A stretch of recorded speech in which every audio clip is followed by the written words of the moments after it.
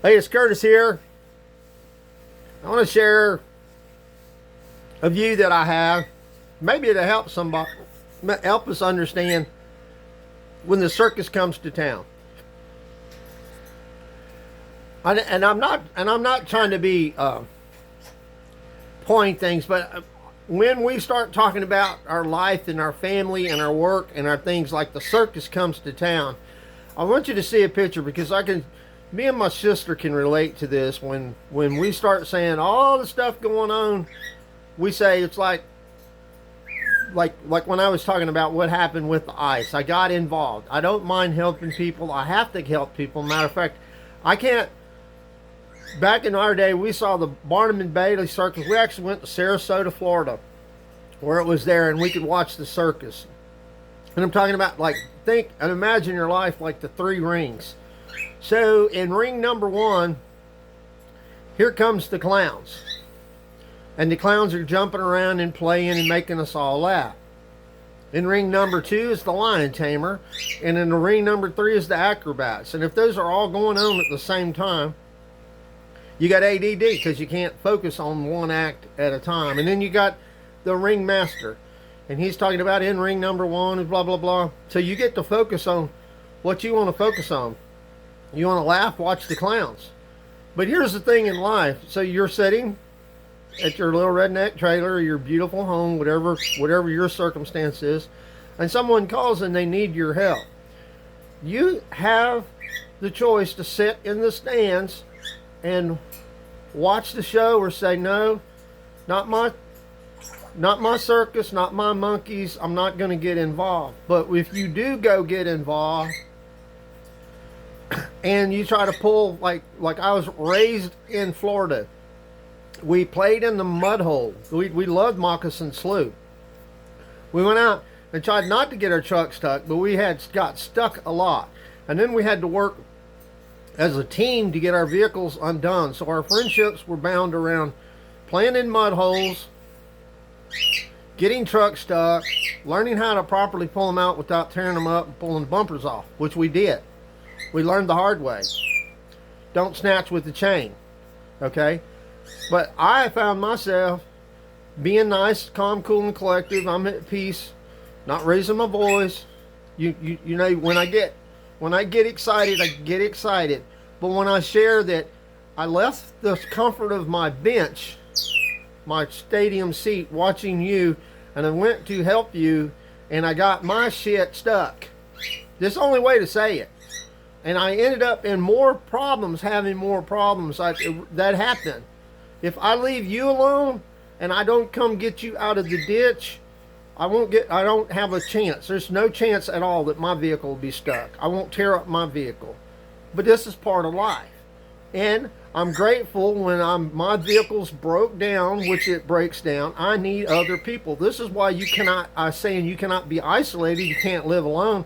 If you are that type of person, you have to have money for a record truck, which is going to cost you about $160 even today. So if you're stuck, if they'll come get you. If you're stuck in the country and the record thinks he's going to get stuck, he's not going to pull you out. So life is a lot like the circus and the mud holes, and then you want to stay calm. What's amazing is that the people that are panicking and having issues, or when it's not their issue, how they talk to you about, oh, you're an idiot for being down here. I told you this or whatever. Listen, folks, sometimes you're the one that's stuck. And when you're stuck, you have to be real humble and you have to be real nice. And they can call you whatever they want to. But if you want to get out of the ditch, the mud hole, or the problem,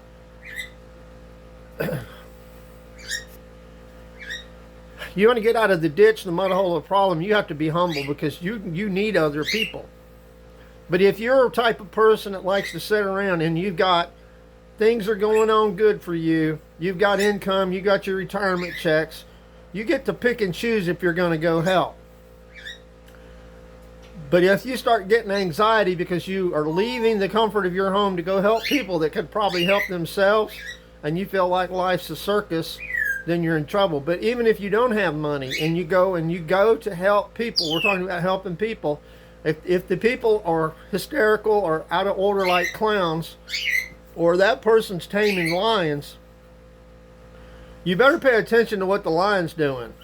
Because if he slips up, you get too close to a lion, he'll bite you. If you're watching the acrobats and they're jumping around, it's entertaining, but boy, they take risk. Everybody's not a risk taker.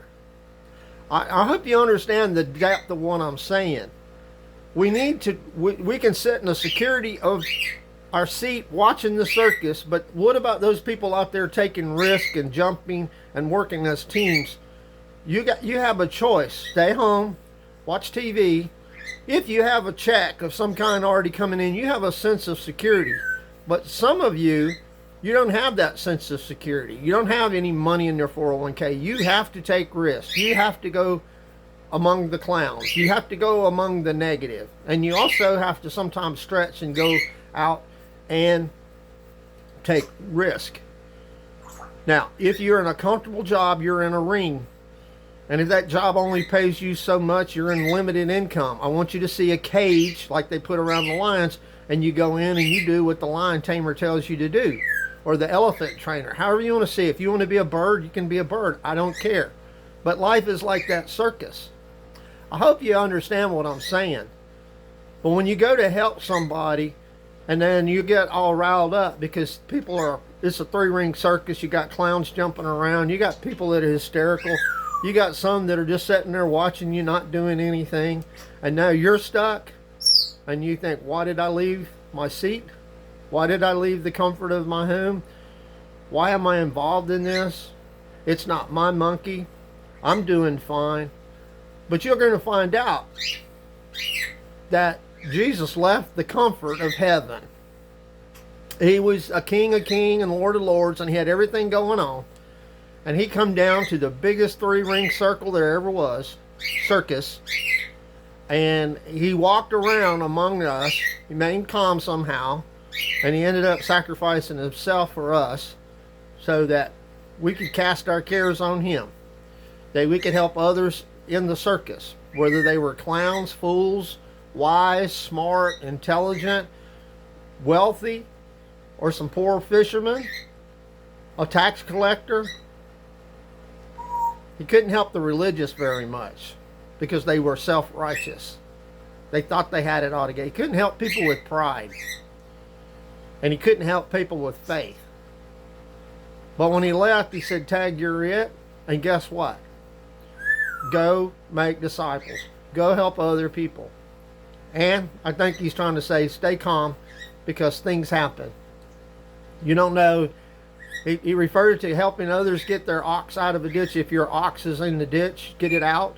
You're not going to leave that animal there to go and worship and be in the synagogue. Get your ox. Get your own ox. Or get your own ass out of the ditch. That's a donkey. Get it out of the ditch because you can't go fix anything with your car stuck. But stay calm. I hope that helps. It's just a big circus. Jesus lived through it. We can too. You might want his help. But don't realize what the other person is dealing with, where they're at and their emotions and their state. Some people are dealing with sickness. Some people are dealing with loss. Everybody's not like you.